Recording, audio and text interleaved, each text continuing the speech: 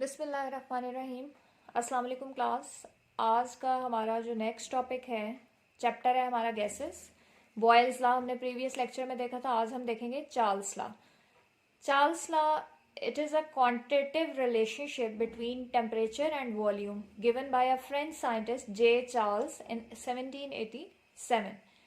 Definition क्या है, इसे हम कैसे डिफाइन कर सकते हैं? डेफिनेशन इसकी आप देख सकते हैं कि the volume of a given mass of a gas is directly proportional to temperature when P is kept constant plus number of moles भी हम constant रखते हैं. Derivation देखें, V is directly proportional to T at constant P and N. अब proportionality sign को हम हटाएंगे तो वहाँ पे हम introduce करवाएंगे constant यानी K.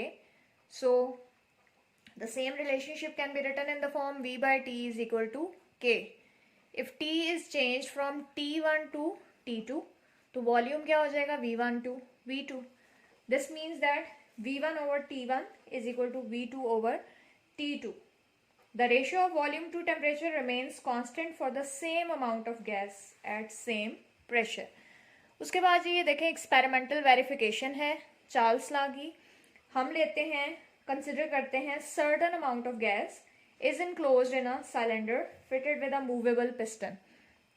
मूवेबल पिस्टन से इसे फिट किया गया है। वॉल्यूम जो है यहाँ पे आप देख सकते हैं V1 है, टेम्परेचर हमारा है T1। अब सेम सिलेंडर को जब हम हीट करते हैं, यानी टेम्परेचर को हम इंक्रीज कर देते हैं T2 पे, नीचे आप देखें कि हीट कर रहे हैं, तो टेम्परेचर बढ़ाने पे यहाँ पे क्या होगा कि वॉल्यूम भी जो है वो इंक्रीज करके कितना हो जाएगा? V2। सो यहाँ पे हम कह सकते हैं कि V1 over T1 is equal to V2 over T2। Hence Charles law जो है वो हमारे पास यहाँ पे क्या हो जाता है? वेरीफाई हो जाता है। तो इस तरह से स्टूडेंट, हम बहुत ही सिंपल लॉ है चार्ल्स लॉ, जिसे हम डिस्क्राइब कर सकते हैं। अब यहाँ पे हमारे पास एक और चीज आ जाती है, that is derivation of absolute zero. बहुत ही इंपॉर्टेंट टर्मिनोलॉजी है, that is derivation of absolute zero. अब ये जो एब्सोल्यूट जीरो है, यहाँ पे इसको कंसिडर करने के लिए इसको देखते हैं कि हम डिफाइन करेंगे सबसे पहले, उसके बाद हम इसकी डेरिवेशन देखते हैं। In order to derive absolute zero of temperature हमें क्या कंसिडर करना पड़ेगा? सबसे पहले we have to consider quantitative definition of Charles law. Quantitative definition क्या है जी? At constant pressure, the V of given mass of a gas increases or decreases by 1 by 273 of its original volume at 0 degree C for every 1 degree C rise or fall in temperature. ये students हमारे पास quantitative definition है। इससे पहले कि हम absolute zero को define करें, quantitative definition का मतलब है इन टर्म्स ऑफ क्वांटिटी हमें डिस्क्राइब करना पड़ेगा कि वॉल्यूम किस तरह से वॉल्यूम के अंदर चेंज आ रहा है। तो हम कहते हैं कि at constant pressure the volume of a given mass of a gas increases और डिक्रीजेस, डिपेंड करता है कंडीशंस पे। हमने फैक्टर ले लिया बाय 1/273, यानी 1/273 के फैक्टर से वो इंक्रीज भी करेगा या डिक्रीज करेगा ऑफ इट्स ओरिजिनल वॉल्यूम। जितना ओरिजिनल वॉल्यूम इसका हमने लिया था 0 डिग्री C पे। ओरिजिनल वॉल्यूम जो हम लेते हैं V, हम फर्स्ट कर रहे हैं जी 546 सेंटीमीटर क्यूब था। टेम्परेचर 0 डिग्री C है हमारे पास सेल्सियस में, सेंटीग्रेड में, ठीक है। और अगर हम टेम्परेचर लें केल्विन में तो वही हो जाएगा 273 केल्विन। अब यहाँ पे अगर हम V by T निकालें, V by T, तो वो हमारे पास आ जाता है 546/273, ये वैल्यू आ जाती है 2। तो यहाँ पे अब आप देखें कि इस तरह से हमने देखा कि किस तरह से ये 273 का फैक्टर देख लें कि क्यों ले रहे हैं हम 1/273 के, देख लें कि V by T हम कर रहे हैं ना, तो V into 1/T भी कह सकते हैं इसे। तो 1/T क्या है? 1/273। Original volume at 0 degree C कितना है 546। तो वॉल्यूम देख लेंगे क्या होता है। अब हम देखते हैं for every 1 degree C rise और फॉल।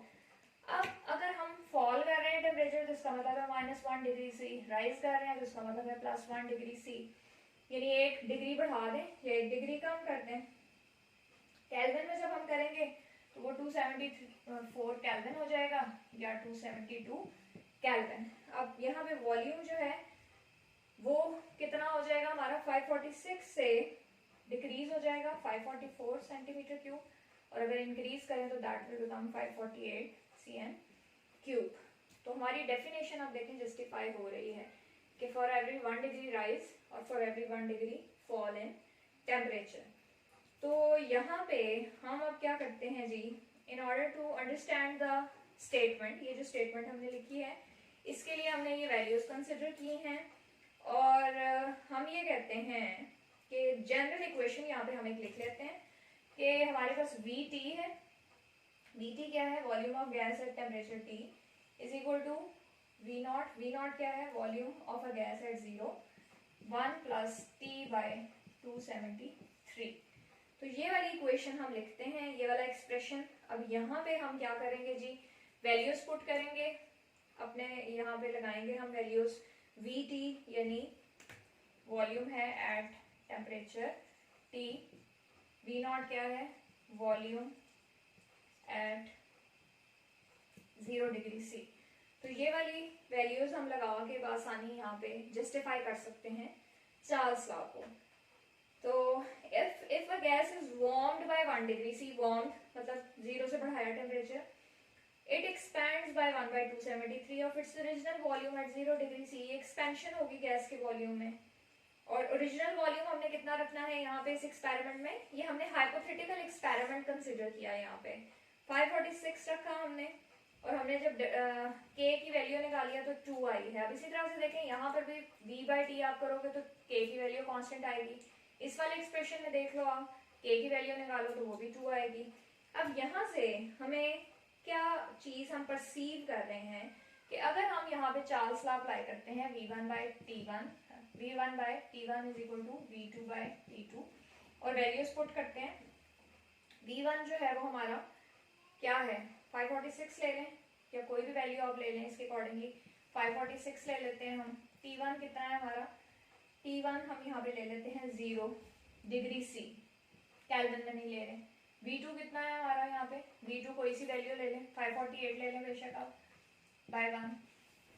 अब देखें इक्वेशन की दोनों साइड्स बराबर आएंगी, दे आर नॉट इक्वल। तो इसका क्या मतलब है कि जो चार्ल्स लॉ है, it is not being obeyed when the temperature is measured in Celsius scale, यानी चार्ल्स लॉ उस वक्त ओबे नहीं होता जब हम टेम्परेचर को सेल्सियस स्केल पे लेते हैं। यहीं पर अगर हम टेम्परेचर ले लें केल्विन में तो फिर ये चार्ल्स लॉ जो है वो यहाँ पे ओबे होगा। तो इस चीज में आप देख लें किस तरह से इस चीज को हम जस्टिफाई कर रहे हैं। तो इसका क्या मतलब है कि a new temperature scale has to be developed, एक न्यू टेम्परेचर स्केल की जरूरत थी जो कि न्यू टेम्परेचर स्केल जो कि स्टार्ट हो रहा था 273 डिग्री सी, या मोर प्रिसाइजली अगर हम इसे लिखें, मोर प्रिसाइजली -273.16 डिग्री सी, इसे हम क्या कहते हैं, this is known as absolute zero, या 0 केल्विन भी बोलते हैं।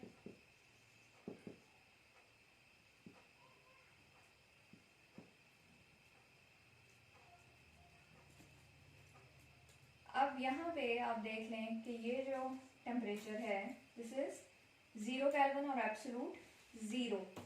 अब ये जो एब्सोल्यूट जीरो है इसको एक्सप्लेन करने के लिए बेस्ट वे जो है वो क्या है कि हम एक ग्राफ प्लॉट कर लें।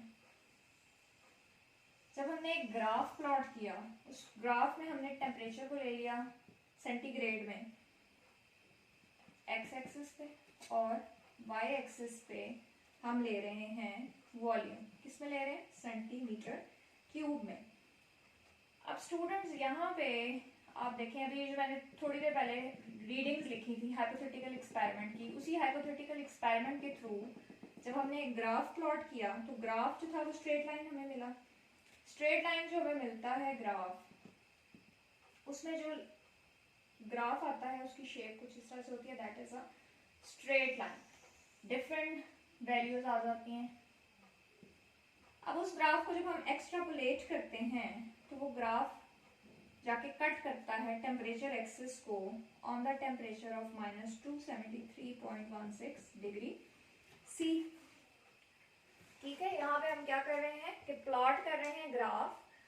किस किस के दरमियान? वॉल्यूम को हम ले रहे हैं वाई एक्सिस पे, टेम्परेचर को हम ले रहे हैं एक्स एक्सिस पे, और इस ग्राफ में हम क्या करते हैं जी कि स्ट्रेट लाइन आती है और स्ट्रेट लाइन को एक्सट्रापोलेट किया, यानी पीछे की तरफ उसे बढ़ाते हैं तो वो टेम्परेचर एक्सिस को कट कर रही है। कहाँ पे वो कट कर रही है? -273.16 डिग्री सी पे। और ये टेम्परेचर जो है, it is the lowest possible temperature which would have been achieved if the substance remains in gaseous state. Actually जितनी भी गैसेस होती हैं वो इस टेम्परेचर से पहले ही अबव दिस टेम्परेचर किस में कन्वर्ट हो जाती हैं? लिक्विड में कन्वर्ट हो जाती हैं। अब चार्ल्स लॉ की यहाँ पे बात आती है, तो चार्ल्स लॉ हम ये कह रहे हैं कि उस वक्त ओबे होगा जब टेम्परेचर को केल्विन स्केल पे लेंगे। तो अगर हम यहाँ पे उसी हाइपोथेटिकल एक्सपेरिमेंट से हम लेते हैं कि V1/T1 is equal to V2/T2। Volume है हमारा, अगर हम ले लेते हैं सपोज 566, टेम्परेचर हमने केल्विन में ले लिया 283, वॉल्यूम की दूसरी वैल्यू है 746, T2 क्या है 373, तो कांस्टेंट आ जाएगा ये। इस तरह से हम कह सकते हैं कि चार्ल्स लॉ जो है वो उसी वक्त ओबे होगा जब टेम्परेचर को हमने किस स्केल पे लिया है? केल्विन स्केल पे। तो इस तरह से हम एब्सोलूट ज़ीरो को डिराइव करते हैं। एब्सोलूट ज़ीरो जो है वो लोएस्ट पॉसिबल टेम्परेचर है, और इस टेम्परेचर अबव दिस टेम्परेचर जितनी भी गैसेस हैं वो किस में कन्वर्ट हो जाती हैं? लिक्विड में। तो ये काफ़ी इंपॉर्टेंट टॉपिक है, आप लोगों ने इस टॉपिक को इसी तरह से प्रिपेयर करना है। और यहाँ पे आप देख लें कि प्रैक्टिकली अगर हम देखें तो ये टेम्परेचर जो है उस वक्त अटेन होगा जब वॉल्यूम ज़ीरो हो जाता है, लेकिन जो रियल गैसेस हैं उनके लिए ज़ीरो वॉल्यूम जो है वो पॉसिबल नहीं है।